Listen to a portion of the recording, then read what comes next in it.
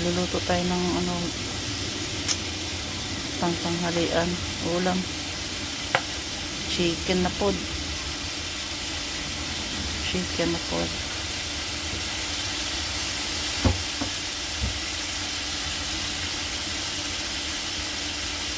Pinirito. Ang kasawaan mo pag piniritong manok eh.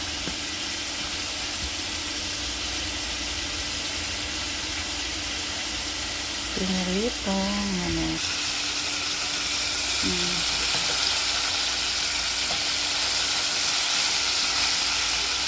Pulang-pula sa camera, galing na.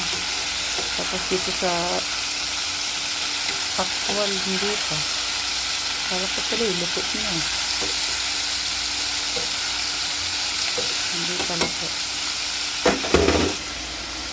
Ang kaulam yan, mga paig na mangga. Hindi nabibenta, sayang. Kainin na lang, diba?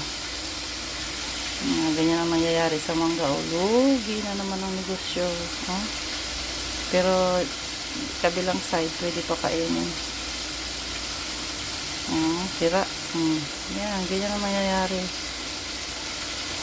Pagkain na lang namin. Ito na lang gagawin kong gravy. Quick and easy gravy mix para dali lang ba. Pwede po sausaw sa suka. Para ito, madali lang. Siguro masarap naman to. Oop, luto na siya. Ha? Tipitin mo pang ano, pang gisa. Pang sangag ba?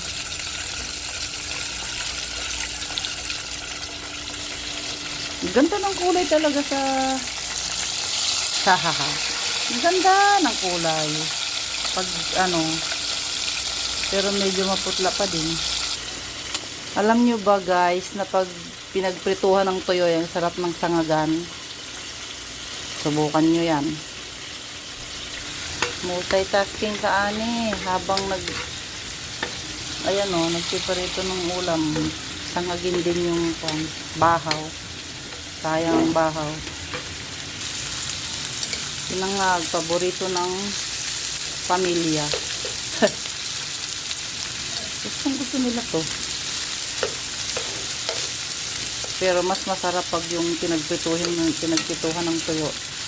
Saka mo iprito yung, ay ilagay yung ano, kanin. Lagyan mo siya sa sasangagin. Ang sikreto ng masarap na sinangag. Diba?